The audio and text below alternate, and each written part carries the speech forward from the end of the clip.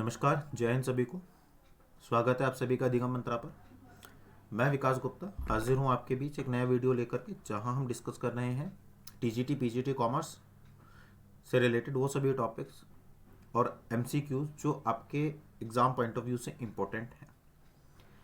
हमारा main motive, जैसे आप अगर जुड़े हुए हैं तो आपको पता भी होगा कि हमारा मेन मोटिव जो है वो है एजुकेशन को स्केल करना, नॉलेज को स्केल करना उस लेवल तक जहाँ पे आपको अगर कोई क्वेश्चन पूछा जाए तो सिर्फ वही क्वेश्चन नहीं बल्कि उससे रिलेटेड अगर कोई क्वेश्चन बनता है तो उस क्वेश्चन को आप इजीली क्या कर सके, अटेम्प्ट कर सके। देखिए, कॉमर्स स्ट्रीम में सबसे बेस्ट चीज़ यही है, आपका सिलेबस डिफाइंड है, बस वहाँ से क्वेश्चन वो अलग अलग तरह से पूछ लेता है। तो अगर आपको उससे रिलेटेड डेप्थ में नॉलेज होगी, एक एक पॉइंट आपको क्लियर होगा, तो आपके लिए जो क्वेश्चन को अटेम्प्ट करना है वो ज़्यादा ईजी हो जाएगा। तो चलिए शुरू करते हैं आज का अपना वीडियो, जहां हम डिस्कस कर रहे हैं टीजीटी पीजीटी कॉमर्स के एमसीक्यू, और ये एमसीक्यू ब्लास्टर 3 है। आइए, पहला क्वेश्चन आपके बीच में है, debit note is the source of writing. Debit note लिखने का स्रोत है। Debit entry in an account, a sale to a person, sales return book या जर्नल प्रॉपर। किसी खाते में डेबिट प्रविष्टि करना, किसी खाते को बिक्री में लिखना, ये किसी व्यक्ति को बिक्री बेचना, किसी व्यक्ति को माल बेचना है ना, विक्रय वापसी बही या जर्नल प्रॉपर। तो अगर आप अगर आपने पीछे के लेक्चर्स आपने पढ़े होंगे तो आपको पता होगा कि डेबिट नोट जो है वो डेबिट एंट्री को शो करता है। किसको शो करता है? डेबिट एंट्री को। तो ये तीनों तो ऑटोमेटिकली क्या हो जाएंगे? कट जाएंगे। तो आपका जो करेक्ट आंसर हो जाएगा वो हो जाएगा ए, किसी खाते में डेबिट प्रविष्टि। तो जब भी हम किसी खाते में डेबिट प्रविष्टि करते हैं तो हम क्या करते हैं? डेबिट नोट प्रिपेयर करते हैं, पहली चीज। चलिए, क्वेश्चन आपको दोनों लैंग्वेज में मिल रहा है, तो अगर किसी को इंग्लिश में प्रॉब्लम आ रही है तो वो हिंदी में देख ले, और अगर किसी को हिंदी में समस्या आ रही है तो वो इंग्लिश देख ले, है ना। A separate column is made for credit note number. Credit note संख्या के लिए एक अलग कॉलम बनाया जाता है। तो किस, आपको उस बही का नाम बताना है जिस बही में क्रेडिट नोट नंबर के लिए एक अलग से कॉलम बनाया जाता है। अगर आपने, मैंने इनकी फॉर्मेटिंग भी कराई थी, मैंने आपको फॉर्मेट भी बताए थे एक एक अकाउंट का, और वहाँ मैंने आपको डिटेल में बताया भी था कि किस अकाउंट में कौन सा फॉर्मेट जाता है या कौन कौन से कॉलम्स बनते हैं। तो अगर आज आप पहली बार नए हैं, पहली बार वीडियो देख रहे हैं, तो आप पिछले के जितने भी वीडियोस हैं उन सभी को आप एक बार देखिए, ताकि आपको डिटेल में इंफॉर्मेशन अवेलेबल हो सके। क्लियर है? चलिए,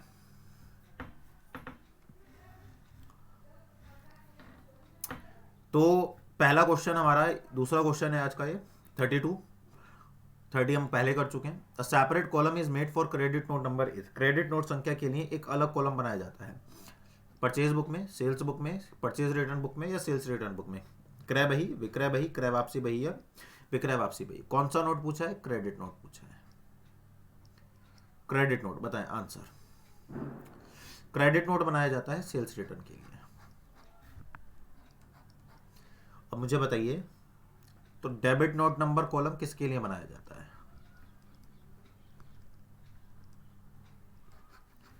इसका आंसर कहां देना है? कमेंट में। और आपको यह भी बताना है कि जो परचेज और सेल्स बुक है उसमें कौन सा कॉलम बनाया जाता है।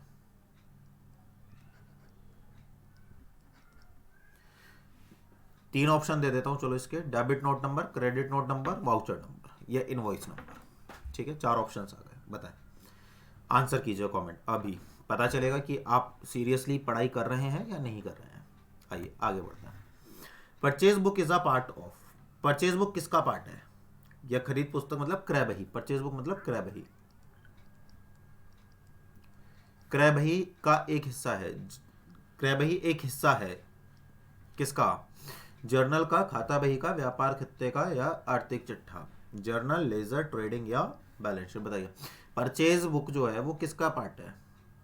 लेजर का पार्ट तो है नहीं, क्योंकि इट्स अ सब्सिडरी बुक ना।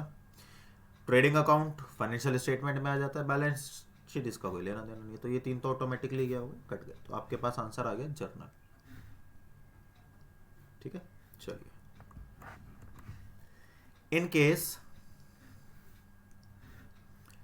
lesser amount is recorded in sales invoice by mistake, then अगर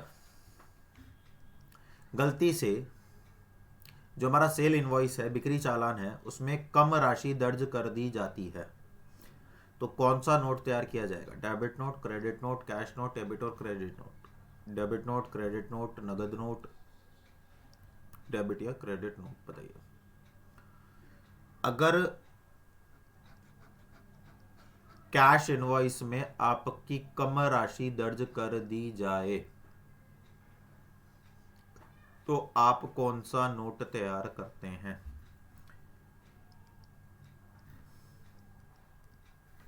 correct answer will B debit note.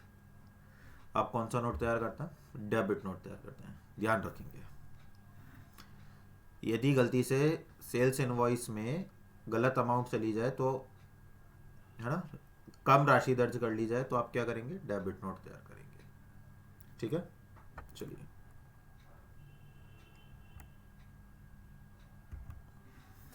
A note sent by buyer on return of goods. एक खरीदार द्वारा जब माल की वापसी पर कौन सा नोट भेजा जाता है?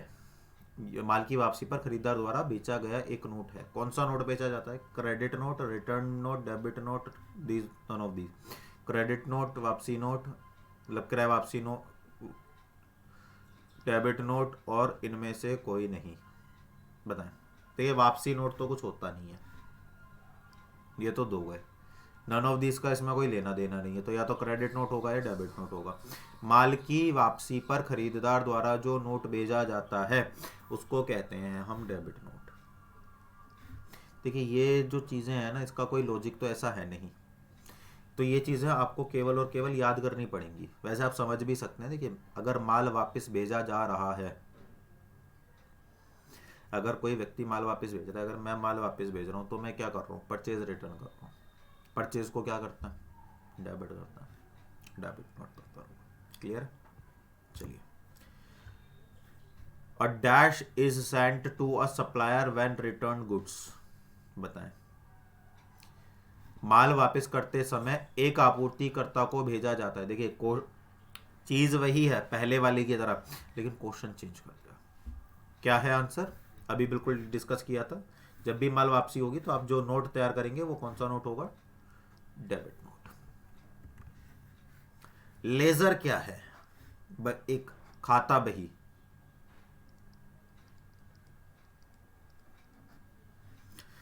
Principal book, subsidiary, cash book, purchase book, प्रधान पुस्तक, सहायक पुस्तक, रोकड़ बही या क्रय बही। देखिए, लेजर जो है, लेजर जो है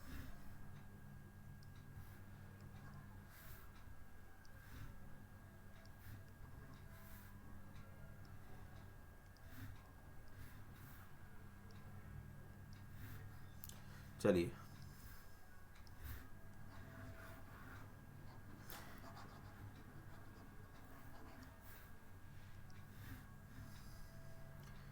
purchase book, subsidiary book, cash book या परचेज बुक।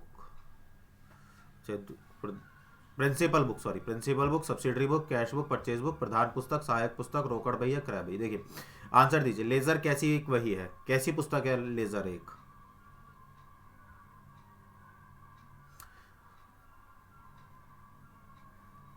बताइए। कैश बुक और परचेज बुक से तो कोई लेना देना है ही नहीं, है ना।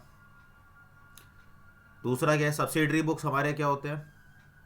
सब्सिडरी बुक्स होती है हमारी purchase book, sales book, cash book, purchase return book, sales return book, bill receivable book और बिल पेबल बुक।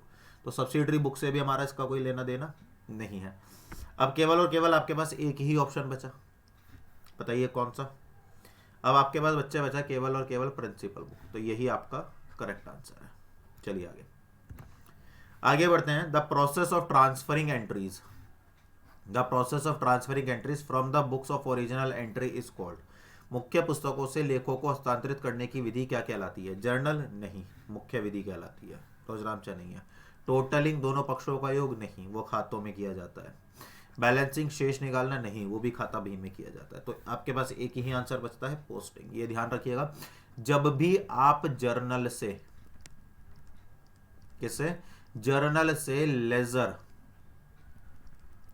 क्या कहा मैंने, जब भी आप जर्नल से लेजर में जाएंगे तो ये जो प्रोसेस हो रहा है, इस प्रोसेस को कहा जाता है क्या? पोस्टिंग। और हिंदी में इसको कहते हैं खतौनी। And I hope this one is clear to you all. Ledger क्या है? क्वेश्चन वही, ऑप्शन बदल गए। Book of original entry, book of final entry, subsidiary book, cash book, मूल प्रविष्टि की पुस्तक, अंतिम प्रविष्टि की पुस्तक, सहायक पुस्तक या रोकड़ बही? बताइए आंसर फटाफट।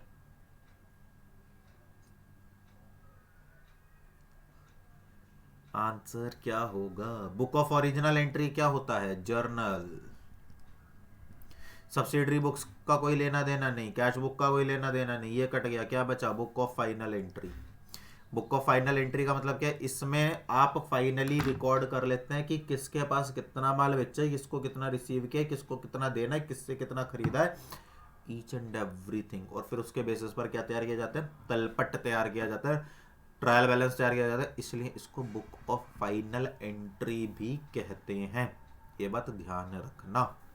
चलिए, the process of transferring entries from the books of original entry is called, the process of transferring entries from the books of original entry, मूल प्रविष्टि की पुस्तकों से प्रविष्टियों को स्थानांतरित करने की प्रक्रिया को क्या कहा जाता है? Journalising, posting, totalling, balancing. लेखा करना, खतौनी को कुल योग करना या विशेष निकालना? आंसर बिल्कुल अभी आंसर दिया मैंने, posting will be the correct answer, khatauni will be the correct answer. चलिए, कुछ क्वेश्चन हो सकते हैं रिपीट भी हो रहे हो, एक आधी क्वेश्चन होगा वैसे। लेजर रिपीट ही हो गए क्या? रिपीट हो गया, चलो इसको छोड़ो, आगे आता है। Debit balance of a personal account shows, व्यक्तिगत खाते की डेबिट शेष राशि से पता चलता है। बताइए, व्यक्तिगत खाते की डेबिट राशि से क्या पता चलता है? Amount payable, amount receivable, amount payable और रिसीवेबल, या कैश बैलेंस? बताइए क्या पता चलता है? देय राशि, कितनी राशि देनी है, कितनी राशि प्राप्त होनी है, कितनी राशि देनी है प्राप्त होनी है, या कितना नगद शेष बचा हुआ है? बताइए। Debit balance of personal account, व्यक्तिगत खाता, व्यक्तिगत खाते का डेबिट बैलेंस। व्यक्तिगत खाता क्या होता है? दो ही लोग होंगे, या तो क्रेडिटार होंगे या कौन होंगे? डेटार होंगे। भाई ये देने वाले हैं, ये ले, सॉरी हाँ, ये लेने वाले हैं, ये देने वाले हैं। इन्हें दिया जाएगा, इन्हें क्या किया जाएगा? दिया जाएगा। और इनसे क्या लिया जाएगा? पैसा लिया जाएगा। पैन चेंज करना पड़ेगा, मजा नहीं आ रहा इसमें।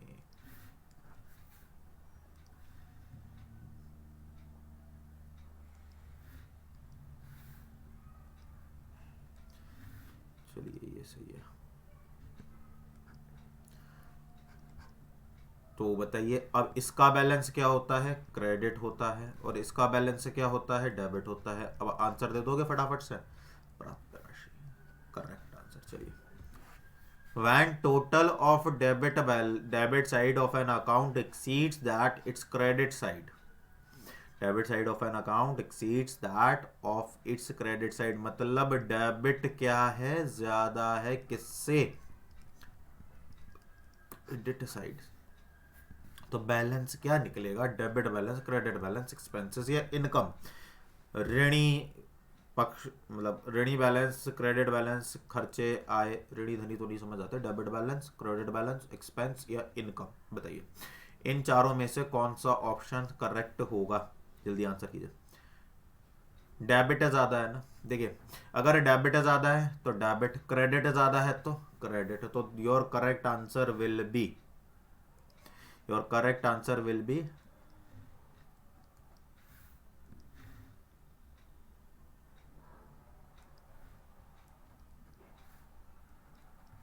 क्लियर है? चलिए, एन अमाउंट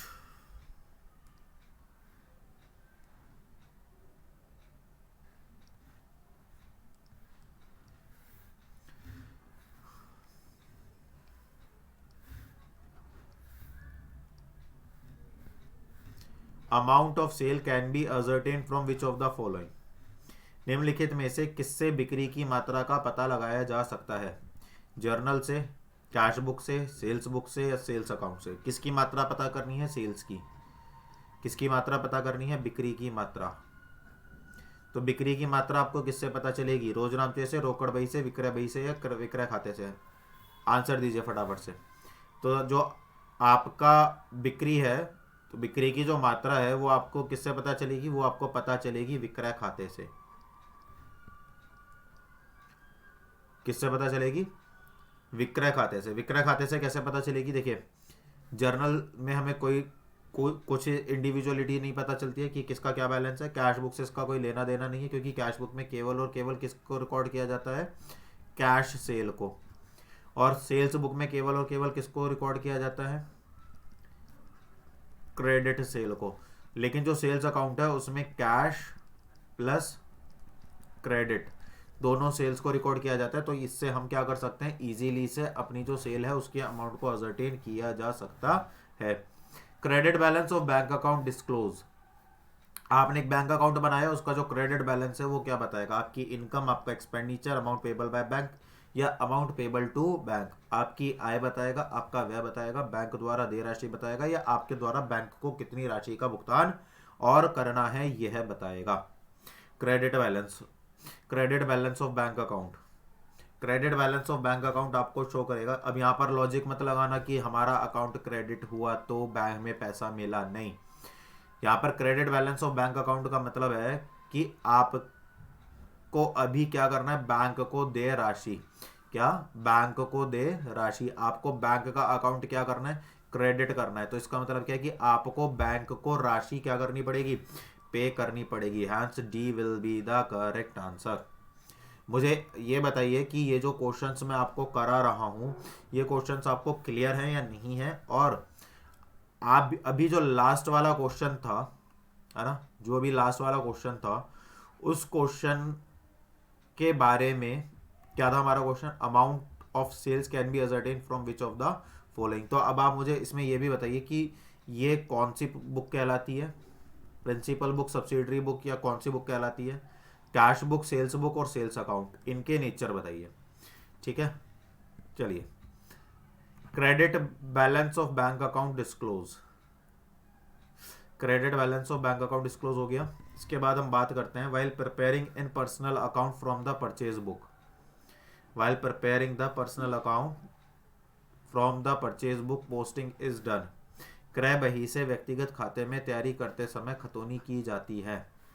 क्रय बही से व्यक्तिगत खाते में तैयारी करते समय खतौनी की जाती है। ठीक है ना? मतलब जब हम क्रय बही से व्यक्तिगत खाते में ट्रांसफर करते हैं खतौनी, तो क्या करते हैं और किस साइड करते हैं? On the debit side, on the credit side, on the credit और डेबिट साइड, या नन ऑफ द अबव? बताइए। अगर परचेज बुक है और उससे हम पर्सनल अकाउंट में डाल रहे हैं, किस में डाल रहे हैं?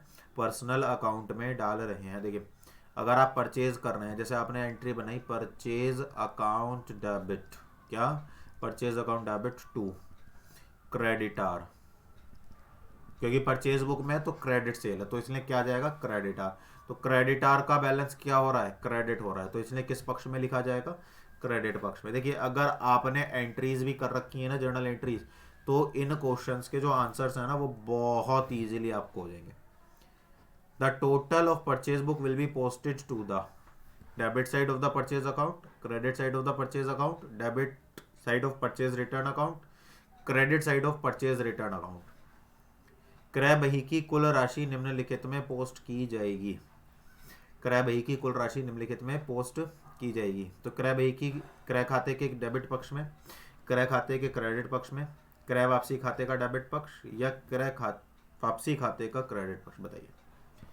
क्रय बही की कुल राशि, आंसर विल बी कुल राशि। तो कुल राशि मतलब टोटल अमाउंट, किसका? परचेज का। तो एक बात मुझे बताइए, परचेज बुक में कौन सी सेल होती है? क्रेडिट सेल होती है। ठीक। और परचेज का जो क्रय बही होता है उसका बैलेंस क्या होता है? डेबिट होता है। तो किस में जाएगा ये? परचेज बुक, क्रय खाते के डेबिट पक्ष में। A option will be the correct. इसके बाद आता है proprietor of the business withdraw goods. Proprietor of the business withdraw goods from business for private use, it will be posted to the. व्यवसाय के मालिक ने निजी उपयोग के लिए व्यवसाय से माल लिया, यह निम्न में पोस्ट किया जाएगा। आहरण खाते को क्रेडिट किया जाएगा, क्रय खाते को डेबिट किया जाएगा, क्रय खाते को क्रेडिट किया जाएगा, उपरोक्त में से कोई नहीं। Credit of drawing account, credit of purchase account, credit of purchase account, none of these. बताइए the correct answer will be proprietor अपने पर्सनल यूज के लिए बिजनेस से क्या कर रहा है, गुड्स निकाल रहा है। तो एंट्री अगर हम बनाए तो क्या बनेगी, drawing account debit to purchase account. तो क्या पूछा है ये, will be posted to. Credit to drawing account नहीं, ड्राइंग अकाउंट क्या हो रहा है, डेबिट हो रहा है। डेबिट ऑफ परचेज अकाउंट नहीं, परचेज क्या हो रहा है, credit. Credit of purchase account, yes this is the correct answer. ठीक है, चलिए मुझे एक सवाल का जवाब दीजिए। From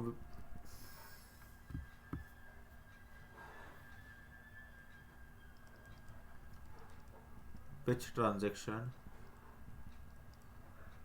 purchase account credited.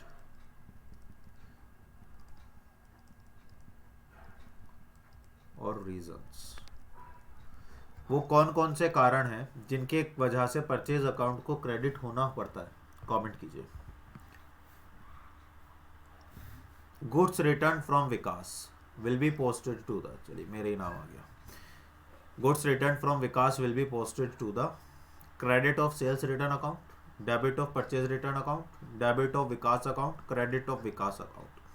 विकास द्वारा लौटे गए सामान को निम्नलिखित में पोस्ट किया जाएगा। विक्रय वापसी खाते के क्रेडिट पक्ष, क्रय वापसी खाते का डेबिट पक्ष, विकास खाते का डेबिट पक्ष या विकास खाते का क्रेडिट पक्ष। बताइए आंसर दीजिए। तो मेरा क्या होगा, अगर मैं गुड्स रिटर्न करूंगा तो क्या होगा, purchase return account debit to Vikas account, ये बनेगी क्या, नहीं। Goods return from Vikas entry बनेगी क्या, बताइए। एक तो इसकी एंट्री बताइए मेरे को, इसकी एंट्री क्या बनेगी, कमेंट कीजिए। और इसका आंसर मैं आपको बता रहा हूँ, देखिए credit of sales return, goods return from Vikas, तो सेल्स रिटर्न क्रेडिट होता नहीं है, तो ये तो वैसे ही गलत हो गया, ये गलत हो गया। डेबिट ऑफ परचेज रिटर्न या परचेज रिटर्न की बात नहीं चल रही है, ये भी क्या हो गया, गलत हो गया। डेबिट ऑफ विकास अकाउंट नहीं, कोई लॉजिक नहीं बनता। क्रेडिट ऑफ विकास अकाउंट बिल्कुल सही है। अब ये कैसे आया, इसका रीज़न छुपा है इस एंट्री में, और आपसे मैं यही एंट्री क्या कर रहा हूँ, पूछ रहा हूँ। जल्दी से कमेंट कीजिए। चलिए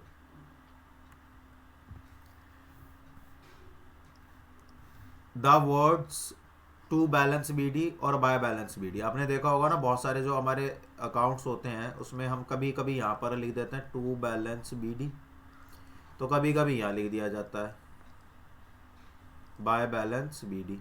तो ये कब बनाए जाते हैं, किस समय बनाए जाते हैं, कंपाउंड एंट्रीज के समय, एडजस्टिंग एंट्री के समय, ओपनिंग एंट्री के समय, क्लोजिंग एंट्री के समय, बताइए। The correct answer will be, the correct answer will B opening entries. अब बच्चों को लगेगा ये तो लास्ट में बल लिखे जाते हैं तो इसलिए क्लोजिंग है, नहीं बेटा, ये क्लोजिंग नहीं है। ये जो क्लोजिंग होती है ये नेक्स्ट मंथ के लिए क्या बन जाती है, ओपनिंग बन जाती है, तो इसलिए हम इसको ओपनिंग ही कहते हैं। क्या कहते हैं इसको, हम ओपनिंग ही कहते हैं। चलिए, normally the following accounts are balanced, सामान्यतः निम्नलिखित खातों के शेष निकलते हैं। Personal account and nominal account का बैलेंस निकलता है, रियल एंड नॉमिनल का बैलेंस निकलता है, केवल पर्सनल अकाउंट का या पर्सनल और रियल का। तो व्यक्तिगत खाता और नाममात्र के शेष निकलते हैं, वास्तविक और नाममात्र के निकलते हैं, केवल व्यक्तिगत खाते के निकलते हैं, या व्यक्तिगत खाता और वास्तविक खाते के शेष निकलते हैं। आपको ये पता होना चाहिए कि जो शेष निकलता है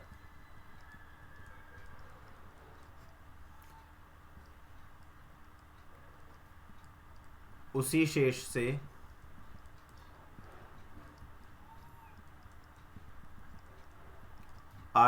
आर्थिक चिट्ठा तैयार किया जाता है।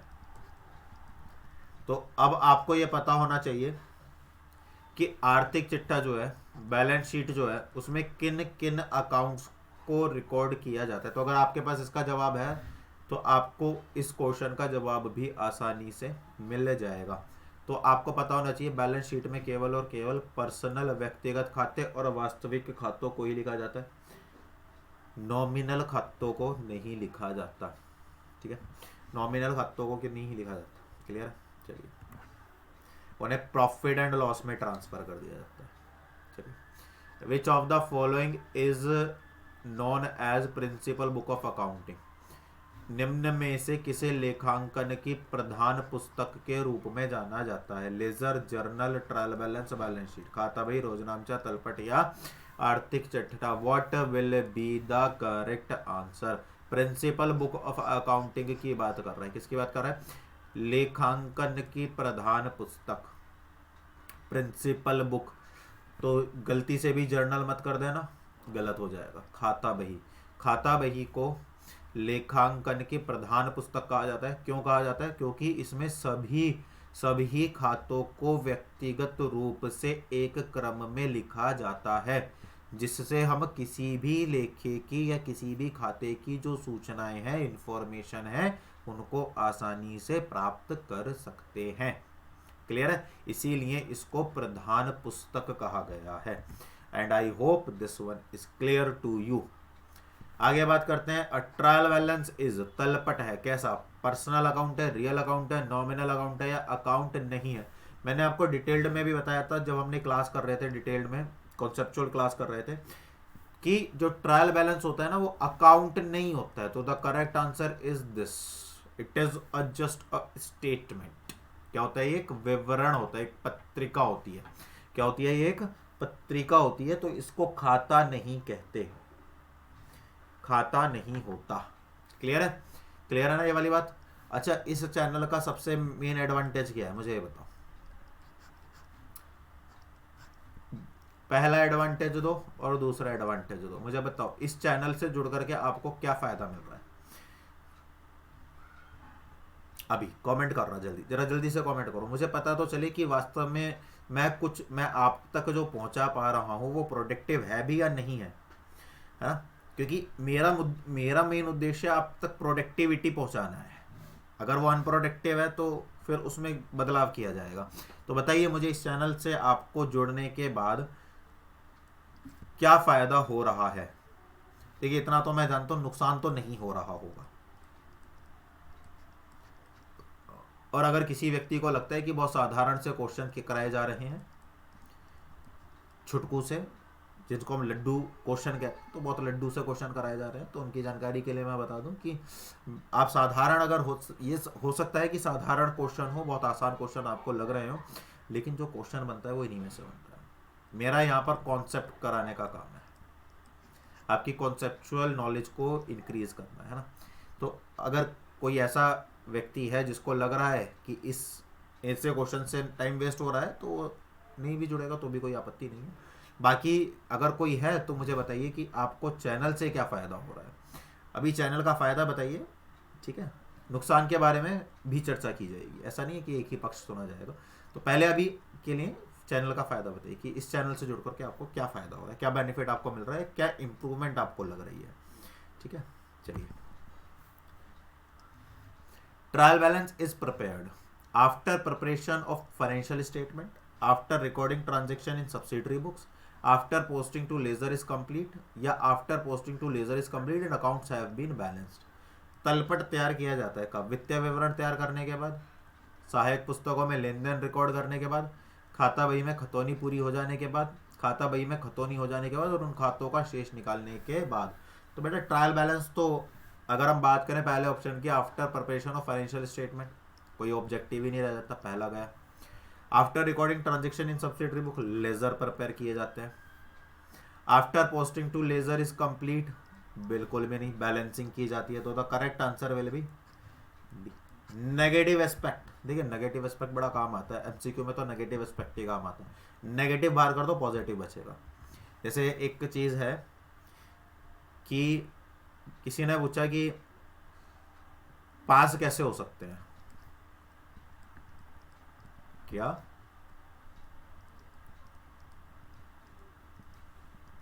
पास कैसे हो सकते हैं, तो सीधा सीधा सा जवाब है मेहनत करके। और एक बच्चे ने पूछ लिया कि फेल होने की प्रक्रिया क्या है। बच्चे हैं, कुछ भी सवाल कर सकते हैं। तो उत्तर क्या है, उसके लिए कोई विशेष करने की जरूरत नहीं है, बस आप क्या है, आप बस मेहनत मत कीजिए। अगर आप मेहनत नहीं करेंगे तो आप ऑटोमेटिकली क्या हो जाएंगे, फेल हो जाएंगे, है ना। तो वही इनका हाल है। आप क्या करिए, आपको आंसर फाइंड करने के लिए कोई उसकी याद करने की जरूरत नहीं है। आप खाली ये ध्यान रखिए कि इसका आंसर क्या नहीं हो सकता, ये इसके आंसर नहीं हो सकते हैं, तो जो बचा वही इसका आंसर है। सिंपल है ना।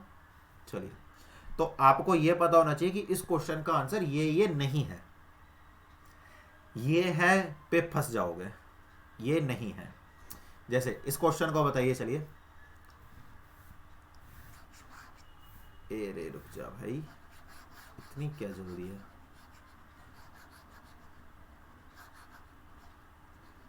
चलिए, सवाल है errors which nullifies the effect to each other are called. त्रुटियां जो एक दूसरे के प्रभाव को शून्य करती हैं, एक दूसरे के प्रभाव को, माने डेबिट में अगर आपने 500 लिख दिए गलती से, कितने की जगह 600 की जगह, और आपने क्रेडिट में 300 लिख दिए किसकी जगह, 400 की जगह, तो यहाँ पे भी 100 रुपए आपने कम लिख दिए, यहाँ पे भी 100 रुपए आपने कम लिख दिए, तो दोनों का क्या हो गया, कंपनसेशन हो गया। दोनों ने एक दूसरे को क्या कर दिया, नलिफाई कर दिया, समाप्त कर दिया, शून्य कर दिया। Correct answer will error of principle, error of omission, error of posting, compensating error. सिद्धांत की त्रुटि, चूक की त्रुटि, खतौनी करने की त्रुटि या क्षतिपूर्ति त्रुटि। वैसे तो इसका आंसर पता ही होगा, फिर भी बता रहा हूँ। एरर ऑफ प्रिंसिपल में आप प्रिंसिपल्स का वायोलेशन करते हो, एरर ऑफ ऑमिशन में आप भूल जाते हो लिखना, एरर ऑफ पोस्टिंग में आप खतौनी गलत कर देते हो। तो 3 आंसर गए, अब एक ही आंसर बच रहा है। आप लोग बताओ ट्रिक काम कारगर है कि नहीं है। तो आप ये मत ढूंढो कि इसमें से सही आंसर क्या होगा यार, आप ये ढूंढो कि इसमें से गलत आंसर कौन कौन से हैं। अगर गलत आंसर आपने ढूंढ लिया तो आपके 3 क्वेश्चन और तैयार हो गए। समझ में आ रहा है। तो एमसीक्यू करने का एक तरीका है। तरीका क्या है कि आपके सामने जो ऑप्शंस हैं उनके बारे में आपको जानकारी होनी चाहिए। तो अभी जो आप कर रहे हैं कि इनको तैयार कैसे करें, अगर कोई कहे मेरे से कि एमसीक्यू तैयार कैसे करें, एमसीक्यू करने की बेस्ट ट्रिक क्या है, तो सबसे बेस्ट ट्रिक है, देखिए आपको ये भी कहा जाएगा जो आंसर लंबे हैं वो करेक्ट कर दो, आपसे ये भी कहा जाएगा जिनमें ऑल ऑफ दी अबव है वो करेक्ट है, पर ये सही नहीं है। कभी कभी एक्सेप्शंस है वो, तो आपका तुक्का भी ठीक बैठ जाता है, ये तुक्के ही हैं। लेकिन अगर आपको मैं एक ट्रिक बताऊं, ट्रिक है रॉन्ग आंसर्स जो है ना उनको बाहर का रास्ता दिखा दो कि साहब ये ऑप्शन नहीं होंगे, आपका कोई एमसीक्यू गलत नहीं होगा। चलिए आ जाइए, आंसर बता दिया तो उसका। चलिए next question will be if wages paid for installation of new machine is debited to wages account it will be called. यदि नई मशीनरी की स्थापना के लिए भुगतान की गई मजदूरी को मजदूरी खाते में डेबिट किया जाए तो इसे कहा जाएगा। देखिए आंसर क्या क्या है, error of omission, commission, principal या कंपनसेटिंग। चूक, कमीशन की गलती, सिद्धांत की त्रुटि या क्षतिपूर्ति। ऑमिशन का मतलब भूलना होता है, नहीं हो सकता। कमीशन का मतलब होता है गलत लेखा कर देना, क्लैरिकल एरर, नहीं हो सकता। क्षतिपूर्ति अभी हमने पढ़ा था, नहीं हो सकता। बताइए, सो इजी, आसान है। आ जाइए आगे। इफ ₹5,000 रिसीव फ्रॉम अनिल, अगर अनिल से 500 रुपए 5,000 रुपए प्राप्त हुए, हैज बीन क्रेडिटेड टू विकास, और वो किसके में क्रेडिट होगा, विकास में, इट इज कॉल्ड। यदि अनिल से प्राप्त 5,000 रुपए गलती से विकास को क्रेडिट किए गए हैं तो इसे क्या कहा जाएगा, error of omission, error of commission, compensating error या एरर ऑफ प्रिंसिपल? चूक की त्रुटि, कमीशन की गलती, क्षतिपूर्ति या सिद्धांत? बताइए। आंसर विल बी, जल्दी से दीजिए आंसर इसका। एरर ऑफ ओमिशन, या भूलने की कोई बात नहीं हो रही है, क्षतिपूर्ति नहीं हो रही है, सिद्धांतिक कोई अशुद्धि नहीं है, क्लैरिकल एरर है, सीधा सीधा आंसर है एरर ऑफ कमीशन। चलिए, कई बार आपसे ये भी पूछ लेगा विच of the following is a clerical error, तो कैसे करोगे फिर? अब क्वेश्चन यही है, बस क्वेश्चन चेंज कर दिया है, which one of the following is a clerical error. Simple कहानी, समझ में आना चाहिए, वही मैं आपको बार बार बोल रहा हूँ। आप जो क्वेश्चन कर रहे हैं, आप जो एमसीक्यू कर रहे हैं, उसमें डिटेल्ड में जाइए, नेगेटिव एस्पेक्ट जरूर बाहर करिए। खाली ये मत दीजिए कि इसका आंसर ये, इसका आंसर ये, इसका आंसर ये, इसका आंसर ये। फंस जाओगे, गाड़ी रुक जाएगी, फिर कहोगे पेपर हार्ड आया था, हो नहीं पाया।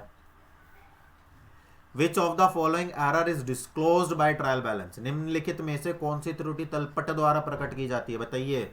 Error of principle, omission, balancing and carry forward, compensating error? सिद्धांतिक भूल की त्रुटि, शेष निकालने और आगे ले जाने की त्रुटि, या क्षतिपूर्ति अशुद्धि? देखिए, इसमें भी वही करना है हमें जो हम करते हुए आ रहे हैं। एरर ऑफ प्रिंसिपल, देखिए, मशीन की जगह मशीन डेबिट होना था, हमने किसको डेबिट कर दिया? रिपेयर को डेबिट कर दिया। तो क्या डेबिट पर कोई फर्क पड़ा? नहीं पड़ा, गलत। आ जाइए इसके बाद, नेक्स्ट देखिए।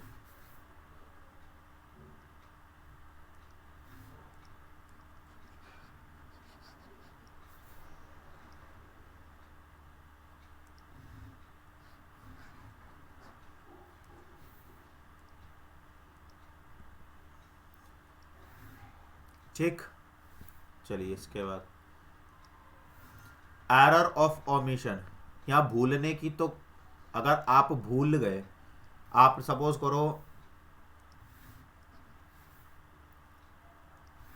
करो आपने purchase account debit to cash account, आपने कर तो दी ट्रांजैक्शन, लेकिन आपने इसको लिखा ही नहीं है, तो डेबिट और क्रेडिट पर कोई फर्क पड़ेगा क्या? नहीं पड़ेगा, ये भी गया। क्लियर है बात ये वाली? देखिए कितने डिटेल्ड में जा रहे हैं। कंपनसेटिंग, अरे भाई डेबिट इक्वल टू क्रेडिट हो गया, तो जब डेबिट इक्वल टू क्रेडिट हो गया तो ट्रायल बैलेंस पर क्या ही फर्क पड़ेगा? कोई फर्क नहीं पड़ेगा सर, कोई फर्क नहीं पड़ेगा, तो ये भी गया। अब क्या बचा? बताने की जरूरत ही नहीं है, और यही आपका सही आंसर है।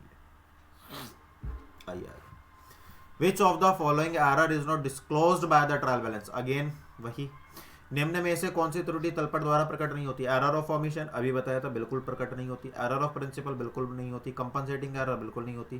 भाई साहब, तीनों ही नहीं होती। करेक्ट आंसर, चलिए बहुत आसान, बस दो चार क्वेश्चन और बच रहे हैं। Which of the following error shall not prevent the agreement of trial balance? निम्नलिखित में से कौन सी त्रुटि तलपट के मिलान को प्रभावित नहीं करेगी? बहुत क्वेश्चन पूछे जाते हैं यार इनमें से, बहुत क्वेश्चन पूछे जाते हैं, जरूर बनता है क्वेश्चन यहाँ से। Good sold to V for ₹1000 was recorded as 10,000 in sales book. The total of sales book was overcast by 500. ₹2,000 were posted in Y account instead of 200. Cash balance was not included in the trial balance. V को 1,000 रुपये में माल बेचा गया और उसको विक्रय बही में 10,000 रुपये के रूप में दर्ज कर दिया गया। माल 1,000 का बेचा, लिख कितने का दिया? 10,000 का। कुल विक्रय बही 500 रुपये से अधिक हो गई, 500 रुपये से अधिक हो गई विक्रय बही का बैलेंस। वाई के खाते में 200 रुपये की जगह 2,000 रुपये पोस्ट किए गए। तलपट में रोकड़ शेष शामिल नहीं है, तलपट में रोकड़ शेष शामिल नहीं है। वाई के खाते में 200 की जगह 2,000 रुपये पोस्ट किए गए। देखिए बताइए कौन सा आंसर इनमें से सही होगा?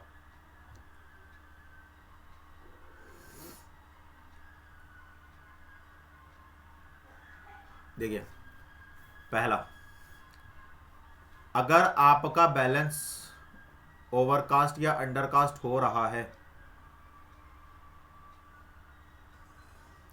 अगर आपका बैलेंस अंडरकास्ट या ओवरकास्ट हो रहा है तो उसी का बैलेंस आप ट्रायल बैलेंस में डालोगे तो वो तो अफेक्ट करेगा, जाहिर सी बात है ये भी फिर अफेक्ट करेगा।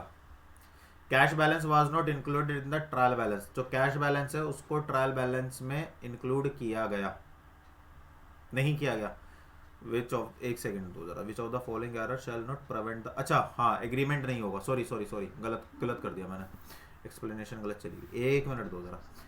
अभी हमने पीछे पढ़ा था, अभी हमने पीछे क्या पढ़ा था, कौन कौन सी जो एरर हैं वो हमें अफेक्ट नहीं करती हैं, है ना, वो हमें अफेक्ट नहीं करती है। तो वहां पे हमने पढ़ा था, एक तो अगर हमारा कोई अंडरकास्ट या ओवरकास्ट आ जाए, कोई अफेक्ट नहीं करेगा या करेगा, बताएं।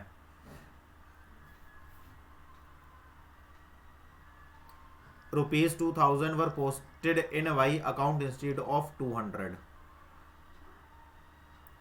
2000 रुपये पोस्ट कर लिए गए किसमें, वाई के अकाउंट में, किसकी जगह पर, तो वाई का जो खाता था, अगर उस जो वाई का खाता था अगर वो डेबिट 200 से हो रहा था तो अब कितने से होगा, वो 2000 से होगा। तो ये भी प्रिवेंट करेगा, इसका भी इफेक्ट पड़ेगा, इसका भी इफेक्ट पड़ेगा, क्लियर है। और total sale was overcast bye 500, इसका भी इफेक्ट पड़ेगा, इसका भी इफेक्ट पड़ेगा, क्योंकि ट्रायल बैलेंस में क्या जाता है, बैलेंस जाता है, ट्रायल बैलेंस में क्या जाता है, बैलेंस जाता है।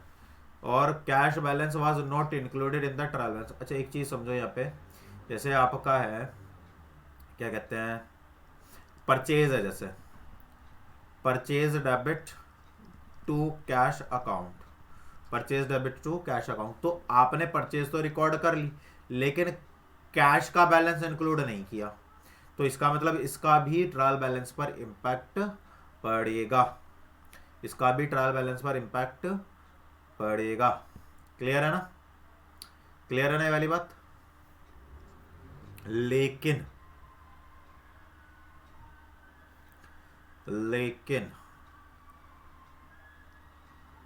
जो हमारा गुड सोल्ड टू वी है ₹1000 was recorded as ₹10,000 in sales book, इसका कोई इम्पैक्ट नहीं पड़ेगा, इसका भी इम्पैक्ट पड़ेगा। तो ये तो सारे ही सही आ रहे हैं, तो सारे ही सही हैं भाई, सभी का इन पर इम्पैक्ट पड़ रहा है, सभी का इन पर इम्पैक्ट पड़ रहा है। आप इसको देखिए एक बार ज़रा और इसका मेरे को कमेंट कीजिए, इसमें थोड़ा सा कंफ्यूजन क्रिएट हो गया है, कोई बात नहीं, आप देखिए इसको और बताइए कि इसका करेक्ट आंसर क्या होगा। मेरे हिसाब से ये ऑल सही है, सभी का कुछ ना कुछ इम्पैक्ट पड़ेगा। देखिए अगर आप गुड सोल्ड कर रहे हैं तो इसने कहा है इन सेल्स बुक, है ना, इन सेल्स बुक, तो इसका मतलब ये है कि वी के कॉलम में जो गया है उसमें तो हमने 1000 लिखे हैं, लेकिन सेल्स बुक में हमने कितने लिखे हैं, 10,000, तो डिफरेंस कितने का आ गया, 9000 का डिफरेंस आ गया ना, कितने का डिफरेंस आ गया, 9000 का डिफरेंस आ गया। तो आप मुझे बताइए कि इसका करेक्ट आंसर क्या होगा। चलिए इसको फिर बाद में डिस्कस करेंगे, आगे बढ़ते हैं। Which of the following is not an error of principle, निम्नलिखित में से कौन सा सिद्धांत की त्रुटि नहीं है, furniture debited to purchase account, repair on overhauling of second hand machinery purchase debited to repair account, sales 1000 receive from Vikas were credited to Khushi account, sales of old car credited to sales account. नहीं है पूछा है। देखिए अगर आप purchase furniture purchase को आप purchase में लिखोगे तो ये प्रिंसिपल एरर है, ये गलत हो गया। अगर आप किसी भी संपत्ति को खरीदोगे तो उस पर जो भी खर्चा आएगा वो संपत्ति में लिखा जाएगा, ना कि खर्चे में, ये भी गलत हो गया। अगर आप कोई भी पुरानी गाड़ी बेचोगे तो सेल्स अकाउंट अगर, तो हालांकि होनी तो ओल्ड कार क्रेडिट थी लेकिन हो क्या गई सेल्स, तो लेकिन ये क्या है, ये भी हमारा क्या है, प्रिंसिपल एरर है। क्या है हमारा, ये प्रिंसिपल एरर है। अब बचा ये, तो ये भी नहीं होगा। अब क्या बचा, अब बचा ये 1000 रुपये गलती से मेरी विकास से मिले, जो किसके खाते में चले गए, खुशी के खाते में चले गए, ये क्लैरिकल एरर है, एरर ऑफ कमीशन। क्लियर है ये वाली बात। चलिए which of the following is not an error of commission, इनमें से कौन सा एरर ऑफ कमीशन नहीं है, नहीं, नॉट, ये बड़ा कंफ्यूज कर देते हैं। A sale of ₹250 not recorded in the books at all. Rent paid to landlord was posted to landlord account. A purchase of ₹220 was wrongly posted to sales account. Instead of crediting Mohan credited the others creditor like Shyam. तो निम्न में से कौन सा commission की त्रुटि नहीं है? 250 रुपये की बिक्री पुस्तकों में दर्ज नहीं है। मकान मालिक को दिया गया किराया मकान मालिक के खाते में पोस्ट किया गया। 220 रुपये की खरीद गलत तरीके से विक्रय खाते में लिखी गई। मोहन को क्रेडिट करने की बजाय दूसरे लेनदार शाम को क्रेडिट किया। बताइए, the correct answer will be, देखिए, rent paid to landlord posted to landlord, नहीं, रेंट अकाउंट में जाएगा। Clerical error, error of commission. Purchase जो थी वो गलती से सेल्स में चली गई, error of commission. Institute of crediting Mohan credit to, error of commission. क्या बचा? ये आपका करेक्ट आंसर है, ये आपका क्या है? करेक्ट आंसर है। चलिए, ये कौन सा एरर है? ये वाला एरर कौन सा है? इस एरर का नाम जो है वो मुझे कमेंट कीजिए कि ये कौन सा एरर है। चलिए, नेक्स्ट क्वेश्चन है, विच of the following error will not affect the trial balance. इनमें से कौन सा ट्रायल बैलेंस को अफेक्ट नहीं करेगा? Wrong balance of an account, wrong balancing of an account, दोनों ऑप्शन 6 हो गए। Omission of an account from the trial balance, writing an amount in the wrong account but on correct side, खाते का गलत शेष निकालना, तलपट से किसी खाते की चूक, गलत खाते में राशि लिखना लेकिन सही तरफ, मतलब खाता गलत है लेकिन साइड सही है। बताइए, इनमें से कौन सा अफेक्ट नहीं करेगा?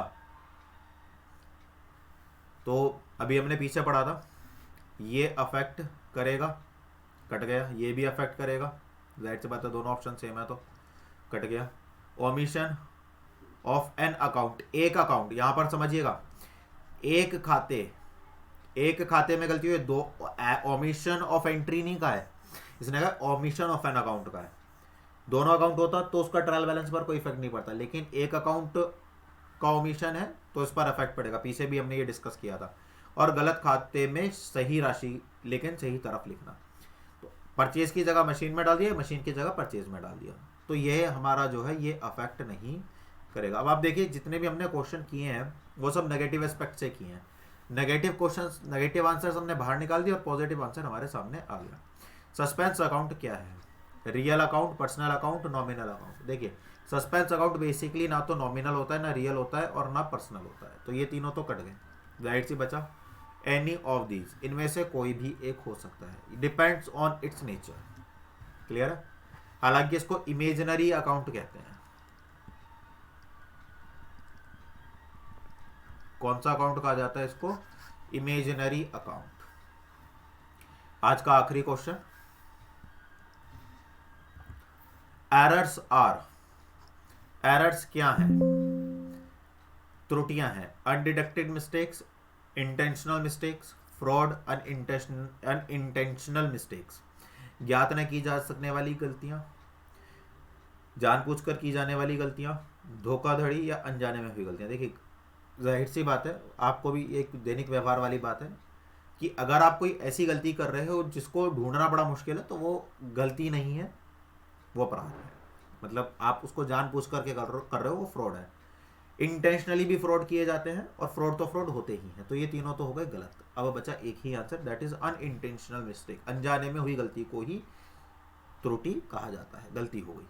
ठीक है, तो इस तरह से आपका ये वाला जो चैप्टर है वो यहाँ पर हमारा क्या हो गया? क्लोज हो गया।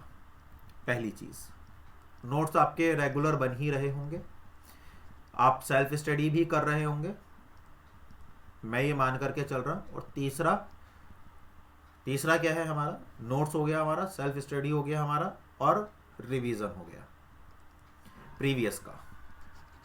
ठीक है, तो ये तीन आप चीज़ों को करनी है। और मैं ये भी मान करके चल रहा हूँ कि आपने चैनल सब्सक्राइब कर दिया होगा, आपने वीडियो को लाइक भी कर दिया होगा, और जो जो क्वेश्चंस मैंने आपसे पूछे थे वो आपने कमेंट भी कर दिए होंगे। और अगर आपने ये भी कर दिए हैं तो आप चैनल को शेयर भी कर दीजिए, ताकि ज़्यादा से ज़्यादा लोगों तक ये वीडियो पहुंच सके। तो फटाफट से इस चैनल शेयर कीजिए, अगर आप चैनल पर नए हैं तो सब्सक्राइब कीजिए, लाइक कीजिए और कमेंट कीजिए। मुझे आपसे केवल और केवल ये 4 चीज़ें चाहिए, और मुझे लगता है कि इन चारों का आपको कोई कॉस्ट पे नहीं करना पड़ता। सिर्फ एक रेड बटन दबाना होता है, बेल आइकॉन प्रेस करना होता है ताकि आपको नोटिफिकेशन मिल जाए।